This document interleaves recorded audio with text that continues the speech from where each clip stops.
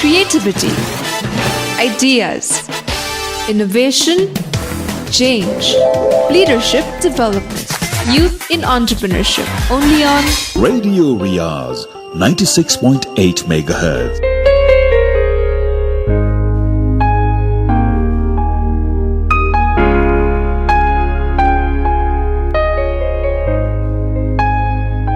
Good evening and namaste. Welcome to a brand new episode of Youth in Entrepreneurship Season 2. You are listening to Radio Riyaz 96.8 MHz. I am Asna, your radio host. This program is co-sponsored by Utsa Learning Center and it airs every Sunday from 9 to 10 p.m.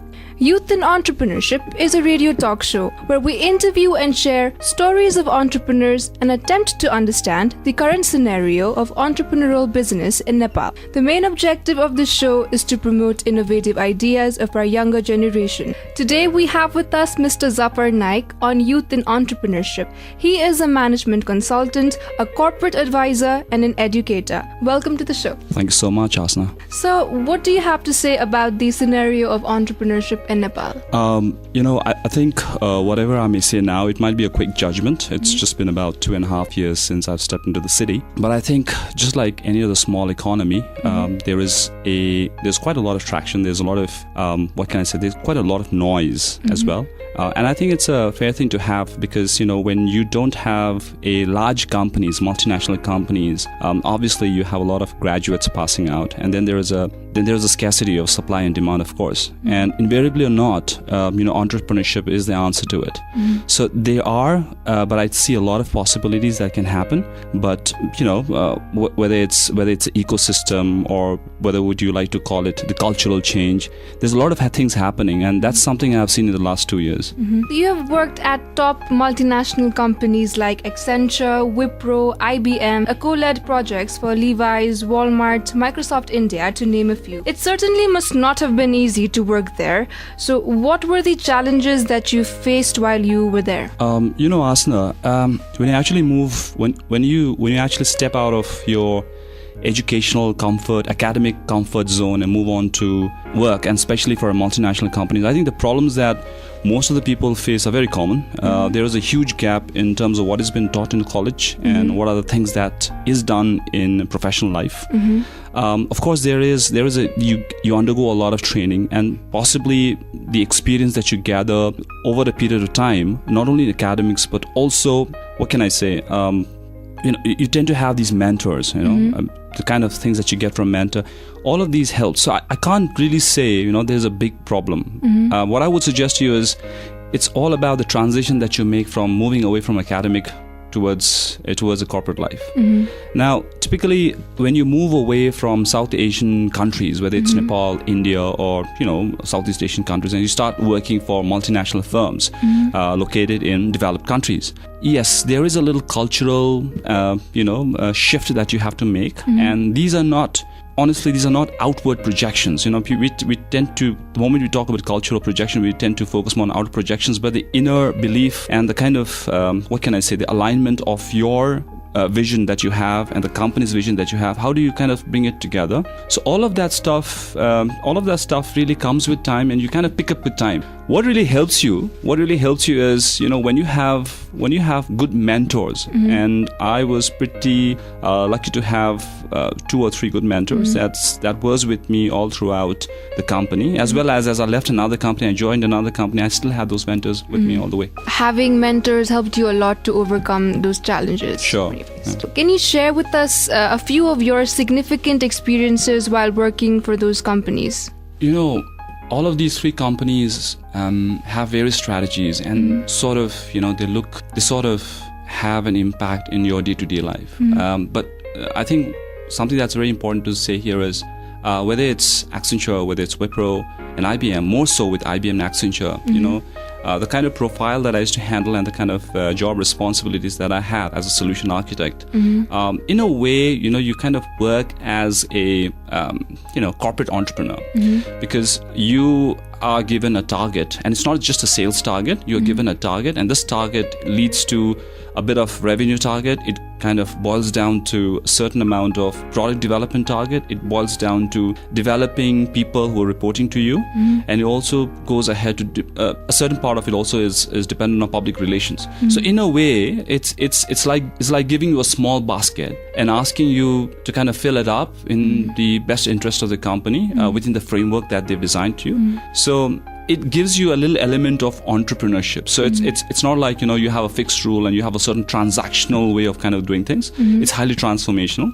So, if I really have to say in all these three companies, if there was any big takeaways, the entrepreneurship spirit that comes along with it, because you're taking a lot of risks on the way as well. And apart from that, it gives you a lot of exposure in terms of understanding that, what works in one country may not work in the other country. One significant takeaway. This is a very cliche thing, but there's no substitute for hard work. However, there's a big element of smart work that comes in. But that smart work, what works for A may not work for B. So you'll have to find that smart work that works for you. After turning to Nepal, you co-founded in IT. So what were the things that the IT did, and could you tell us more about it? So, initially when I was in Nepal, I was invited, as well as I participated in a couple of these discussions, seminars, competition, etc. And the kind of scene that I used to see at is, we are highly influenced by what happens out in the West in terms of Silicon Valley stories, etc. But these are all large economies, and we are a small economy. We have our own challenges and we have our own opportunities, right? When I looked into it, I did see a lot of possibility in terms of developing IT products, which is more aligned to B2B. Most of the things that we normally talk about is very much B2C aligned, and which is not bad, I would say. But there's a huge gap out there, wherein B2B also makes a huge impact. My company, we wanted to build a product that would not only stand as a product, but also as a solution in the long run, in which we were focusing predominantly in educational sectors, right? So that was meant to be a flagship product, wherein we would not just give the product, but over a period of time, we might just, mold ourselves to be a consulting firm for an educational industry, which is kind of a pretty strong industry here in Nepal, at least in Kathmandu. That's what I see. So we were talking about the IT which you started after coming back to Nepal. Did it work out for you? I think I like the way you posed it for me. Obviously, it didn't work out for me in the first instance. But I think it may have worked for somebody else. So I wouldn't want to say that it's because of the system that I was put in that did not work. Maybe it was because of me to a certain extent. But it didn't. I did see a possibility of working it out. But then, it's not just about IT here. It's about entrepreneurship. And we're talking a spirit about people. In a way, entrepreneurship or startup is like a self-expression. You know what I'm saying? You believe in something and you outrightly do it. And in the process, the outcome is wealth generation, which is just the end result. If you do it well, you get the end result. So in the process, what happens is, you might be taking a journey. In the process, you sort of network around and you kind of bring a team together. And that team, especially the co-founder, becomes really, really important, and no matter what you bring onto the table, a certain amount of, you may have a co-founder which may be very important in terms of skill. Another one is experience, another one's from networking. But, if you don't have a vision that we all converge to, and we have pieces of doubts, especially in the very initial front when we're still testing the water. It becomes really difficult for all of them. I think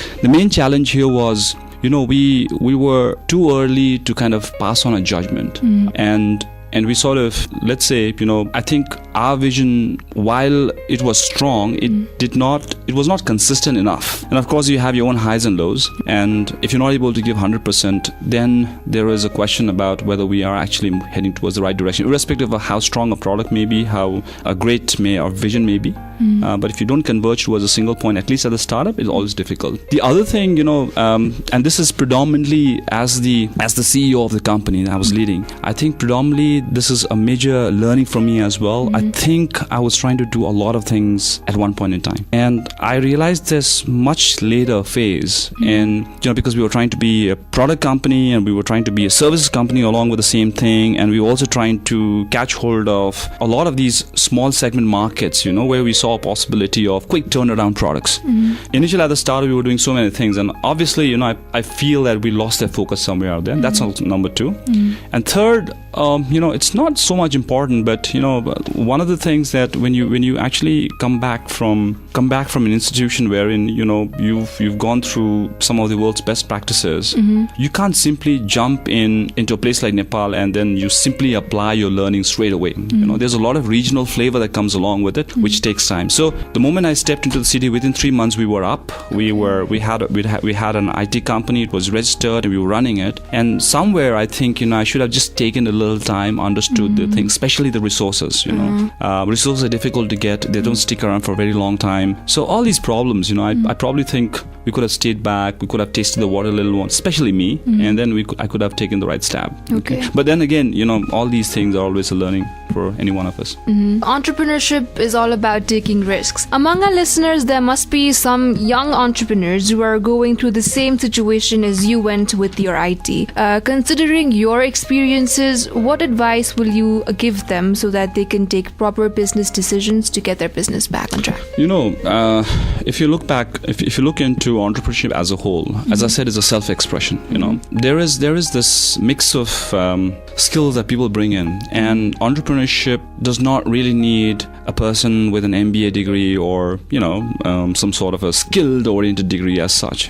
So as you would know, there are a lot of people out there, who may not be highly qualified, but they're doing terrifically well. They are able to bring in jobs for a large number of people.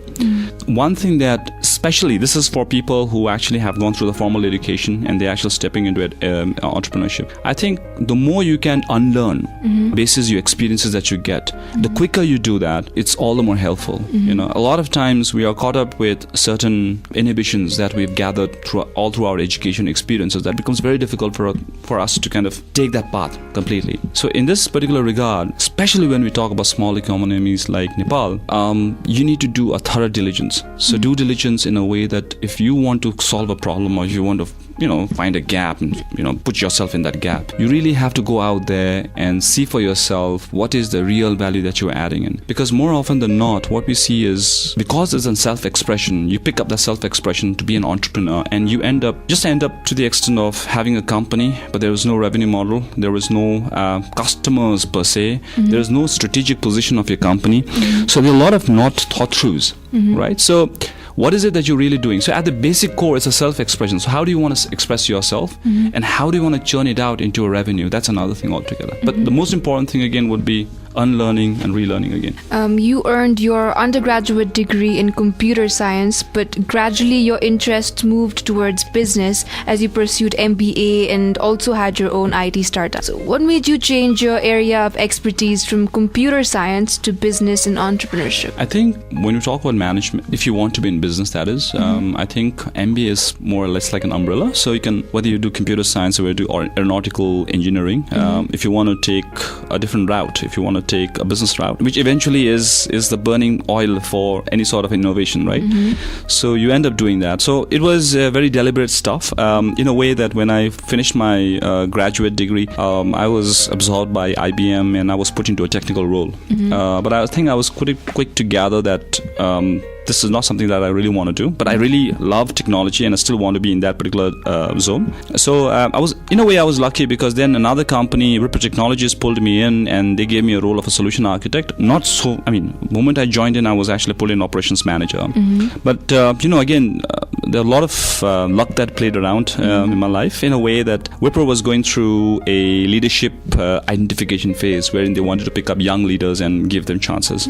So I was one of the few lot, and we have our internal training, which is kind of which is equivalent to an MBA degree in its own place. And then once we do that, we end up shouldering responsibilities with guys from Wharton, Harvard, Kellogg's. So it's a different feeling altogether. So when I went in there, that was the time I realized that this is what I wanted to do, because the perks of being out there in the strategy and being a part of the strategy of the company. Wipro's got about 1 lakh people workforce, and you are strategizing things basis basis some of the things that people on the top have decided, and you have a lot of input to provide into it. So when you have something like that, I realized that I wanted to sort of do an MBA, and frankly enough, luckily enough, Wipro was going to actually sponsored me for an executive MBA, and after that it was all about business development and more towards the business side of IT.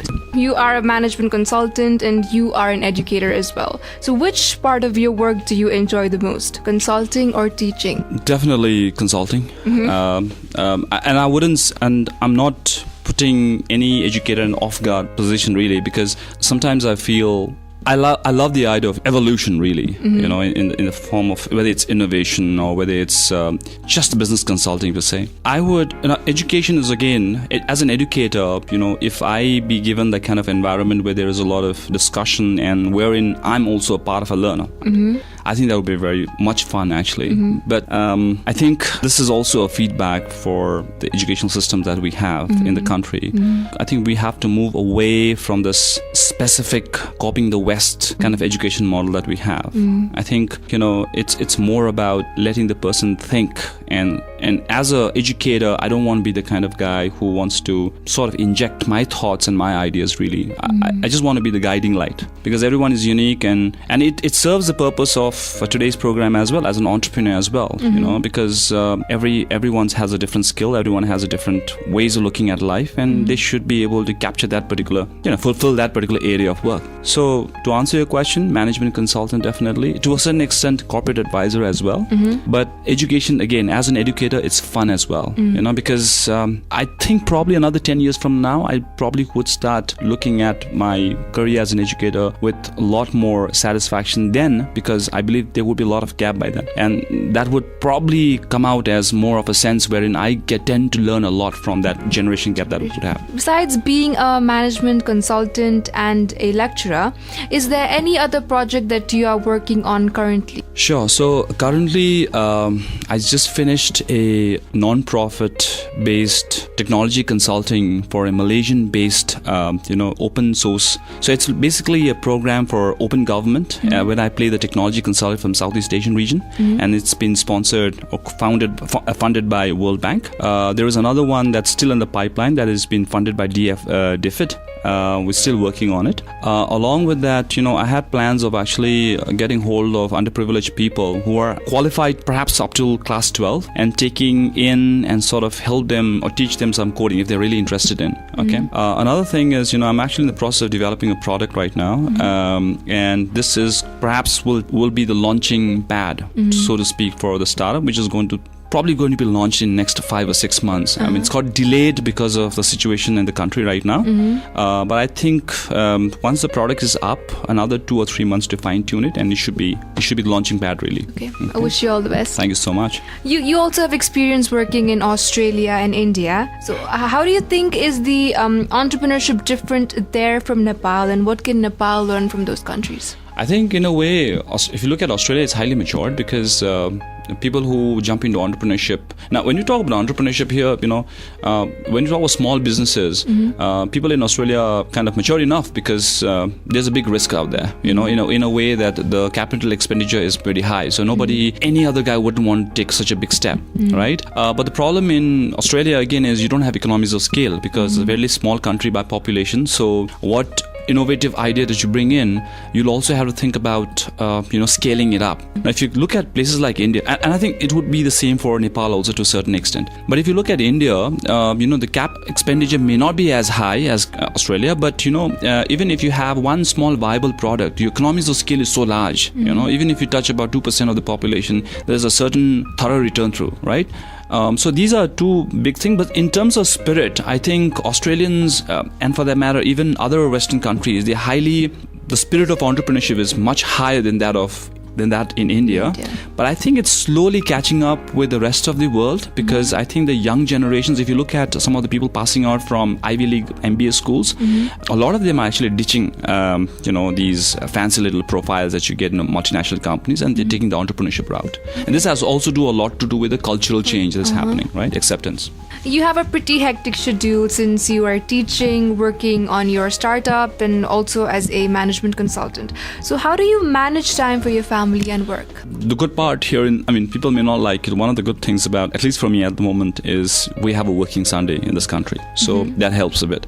The other thing is, if I look back, my working for someone really, whether it was in Australia, whether it was in India, I think my life was much more hectic than what it is right now.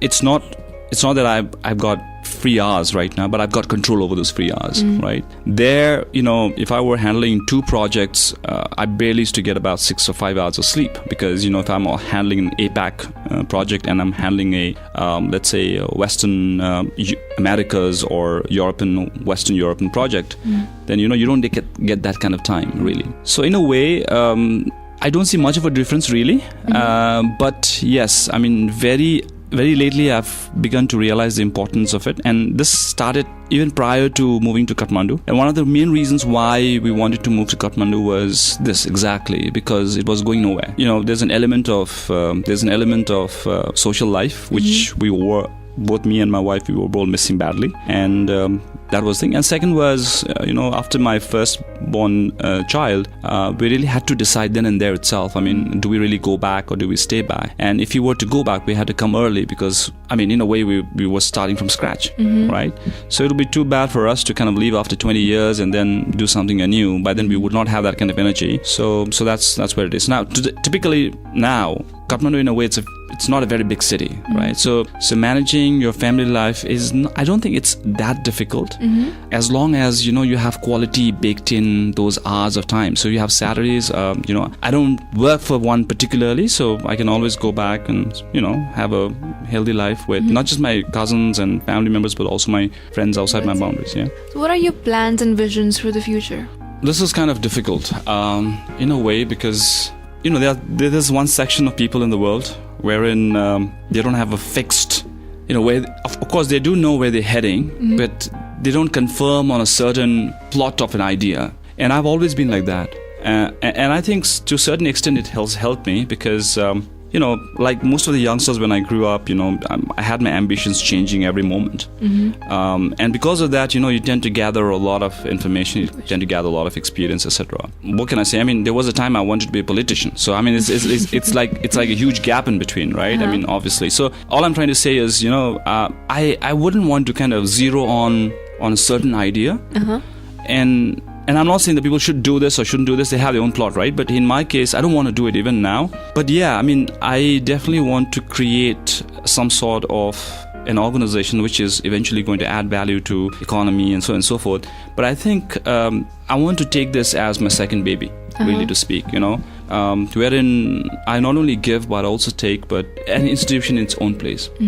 And that's the reason why, having been in more of a business kind of family setup, I've never been in that idea of setting up a shop and opening up something that the next person is doing.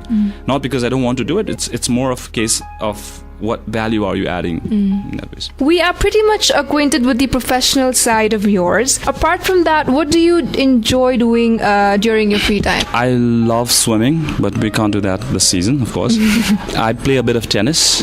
I love to listen to jazz music and a bit of blues as well. Yeah, and of course I like to play with my daughter. That's what we do. And and we do end up in a lot of debate, and like we do a bit of debate in the family as well. I don't know if you can imagine that, but over a dinner table, and it can go very rough. But I love the part of it, I love the part of it when my uncle actually get down together and we have that thing going on, so not a formal way of doing it, but informally so. But yeah, I love that. Okay. So is there any story you'd like to share?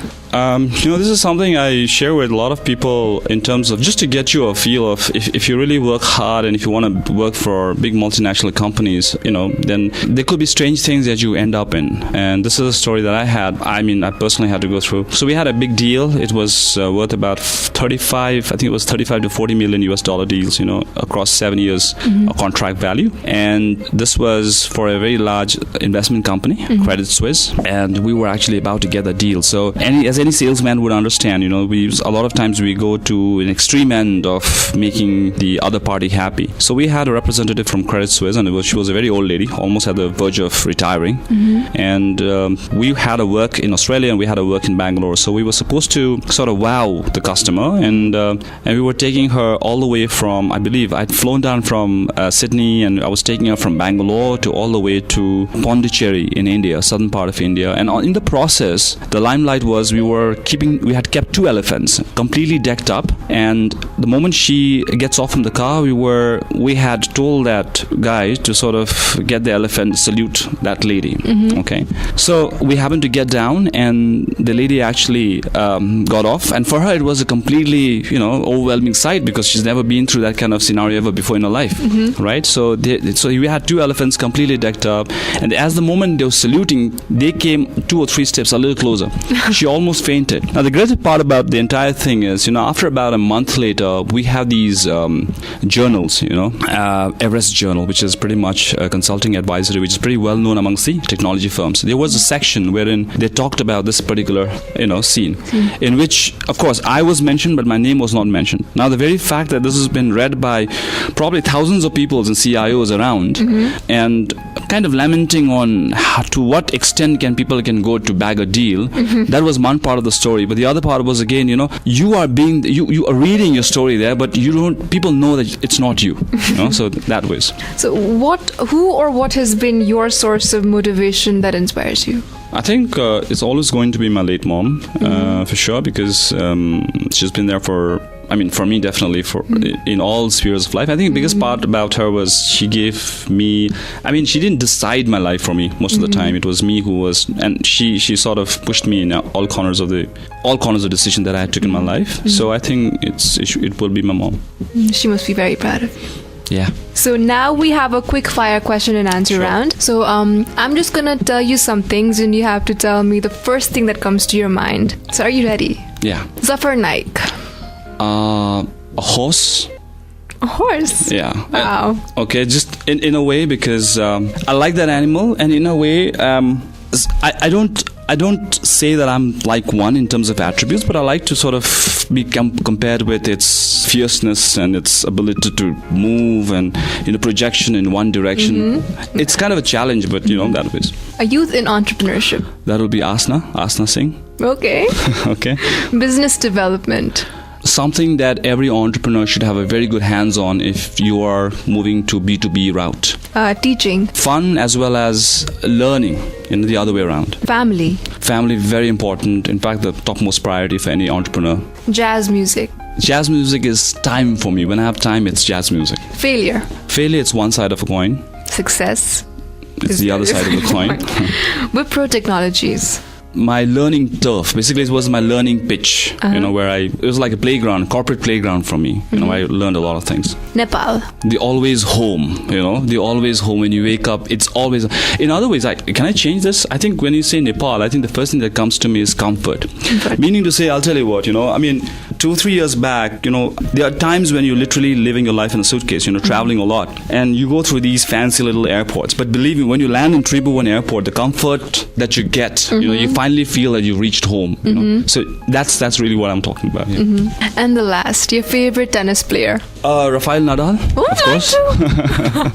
We're almost at the end of our show today. So is there any advice or suggestion that you'd like to give to the younger generation who aspire to become like you? I think there are a lot of people like me out there, Nepalese out there, but very few people actually return back. I think I'm just one speck in a big blackboard. I've seen a lot of guys out there in Australia as well, in India as well, a lot of Nepalese from Nepal doing extremely, extremely well. I think what they have done all this while is, of course, the first thing that I talked about earlier, there's no substitute to hard work. But at the same time, you should have the ability to unlearn and relearn, because what happens is, and I see this as an educator as well, we have this lot of peer pressures. And I do know that there are guys in the class, when I'm actually teaching, there are guys in the class, they have the capabilities, right? But somewhere, there's something holding on to them. Now, whether it's the environment, but then, if you have dreams, you have to kind of shed your innovations. You have to move ahead in a way that you probably might have to sort of shut off all those things that you've thought was highly valued in a certain place. So people have been able to do that. All of these people, they have been able to do that in a way that when you talk to these guys, for a second, you probably may not be able to guess that someone is actually from Nepal. I've met people like that. And it's not because they don't want to sort of proclaim themselves to be Nepali, but over a period of time that they have been, the journey that they've taken, they really become somebody else, in a way, a global citizen, you may call it, or whatever. But in a way, they have been able to unlearn, relearn. In a way, they've been able to be a very agile, sort of, able to mix around. So that sort of thing. So if you are looking there, and if you have your visions very straight, I would say, you should be able to kind of shed all that thing that you do is you think is valuable, but then there is a bigger piece of the pie that you need to take. We had a really enlightening conversation today, and I'm sure our listeners must have been really inspired after listening to your stories and might want to be in contact with you. So is there any contact information that you'd like to share with our listeners? You can take my email address. It's my last name. That's Naik and my first name, Zaffar, Zaffar, Zaffar at gmail.com. I'm available in LinkedIn with the same name again. Thank you so much. It was a pleasure having you with us today on Youth in Entrepreneurship. Same here, Asna. Pleasure here too. If you have any queries or suggestions regarding the show, or if you are a young entrepreneur yourself who would like to be interviewed on the show, you can write to us. You can message us on our Facebook page, Youth in Entrepreneurship, or email us at youthinentrepreneurship@gmail.com. You can also call us on our number 467-0820. You can like our Facebook page and join our group Radio Riyaz 96.8 MHz. You can also hear our shows on YouTube. Thank you so much for listening to Youth in Entrepreneurship, co-sponsored by Utsa Learning Center. I'd like to thank our concept director Abhilasha Rayamajhi and also our technical support Ramesh. We will be back next week again with Yet. Till then, take care and have a wonderful week. Namaste.